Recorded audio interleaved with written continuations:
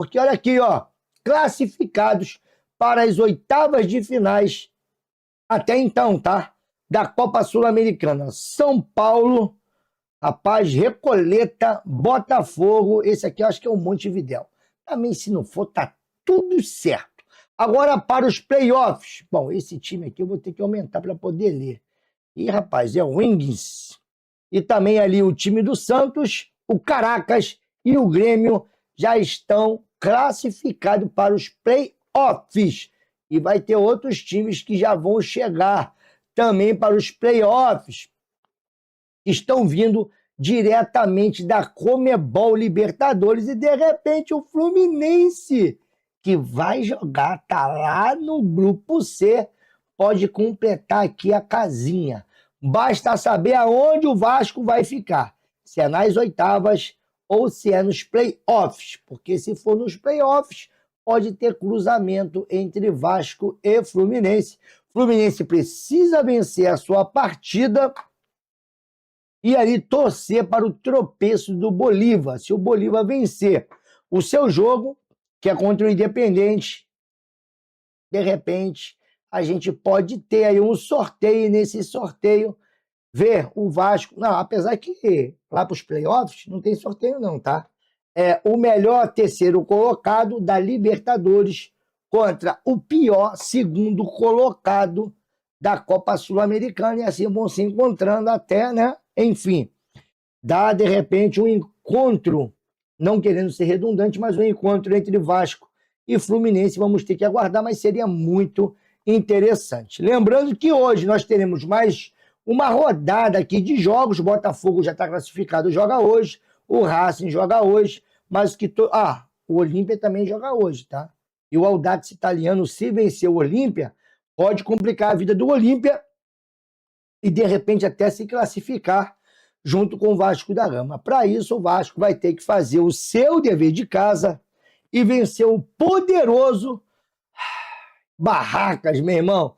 E essa artezinha aqui, o design do Vasco escolheu para querer dizer que é dia de jogo do Vasco, é simplesmente pavorosa. Eu, pelo menos, odiei, tá?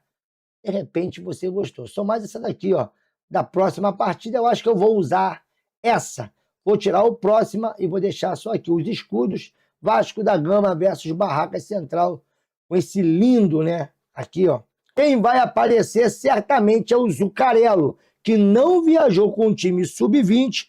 Ele, Avelar, Ramon Rick e Bruno Lopes agora integram o profissional do Vasco da Gama. Se não mudar o treinador, de repente, o Zucarello vai passar a ter oportunidades com o Renato Gaúcho. Agora, isso aqui pegou, tá? PH lesão, Puma Rodrigues, celulite no pé, uma inflamação que dá na sola do pé.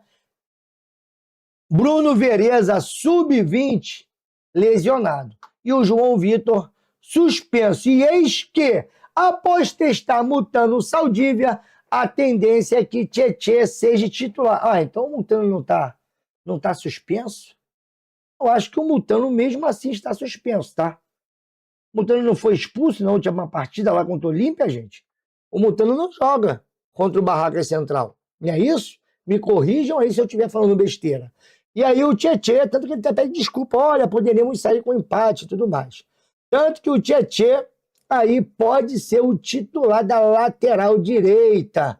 Puma Rodrigues segue como dúvida para a partida, enquanto Paulo Henrique continua em recuperação da lesão e não volta, tá? Só vai voltar depois da Copa. Esse daí já está de férias, pelo menos antecipada. E, segundo o GE, ali sendo repercutido pelo Nilson Almirante, esse aqui pode ser o provável time do Vasco contra o poderoso Barracas. Léo Jardim, Cuesta ou Wallace Falcão? Wallace Falcão. Lucas Freitas, olha aí, ó. Saldívia, Tietê, Hugo Moura, Ramon Rick, Lucas Piton, o Cuiabano, Nuno Moreira, Andrés Gomes e DVD. O Andrés Gomes só vai entrar aqui porque ele está suspenso também na Sul-Americana. Ou seja, um time todo ele reservas. E detalhe, com 3 zagueiros. Meu Deus do céu, olha. Deixa a sua opinião. Eu acho que o Renato Gaúcho, cara, tá brincando de roleta russa. Vamos lá. Apuração VDG Cast. O futuro de Renato Gaúcho no Vasco está totalmente atrelado a reforços. Vários veículos, quem deu isso aqui com exclusividade fomos nós, e o Renato não estava 100% garantido no Vasco, mas beleza. Vários veículos publicaram que o profissional pode pedir demissão mesmo ganhando os próximos 2 jogos. Apuramos que essa possibilidade realmente existe. Tudo dependerá da promessa do clube em relação aos reforços. O técnico entende que o atual elenco não conseguirá brigar por objetivos maiores nesta temporada. Por isso, o treinador acredita que precisa de contratações na próxima janela de transferência. O futuro de Renato Gaúcho depende diretamente da promessa feita por Pedrinho. A decisão de pedir demissão ou permanecer, mesmo com vitória nos próximos jogos, está muito ligada ao que foi garantido pela diretoria na questão dos reforços. Se o Renato sentir que não vai ter reforços, que não vão cumprir com as promessas, ele vai pular do barco. E aí, né, tem muita gente ali deixando o seu pitaco nos comentários dessa publicação, igual opinião vascaína. Parabéns ao Renato.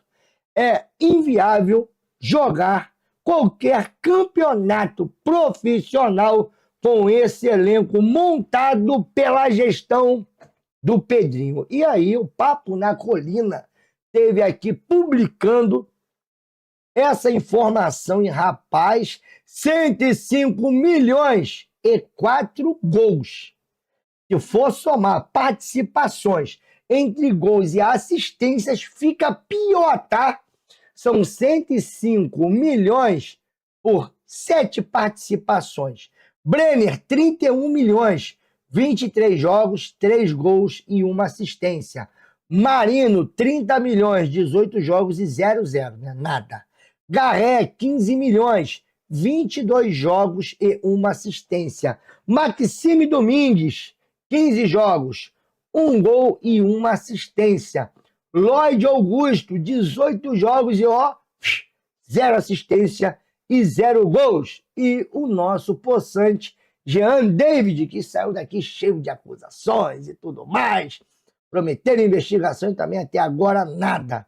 15 jogos, nenhuma assistência e nenhum gol. Olha aí, rapaz, 105 milhões, tá? Sem contar os outros também que não estão rendendo. Aí você vai botar mais uma renca aí, meu Deus do céu.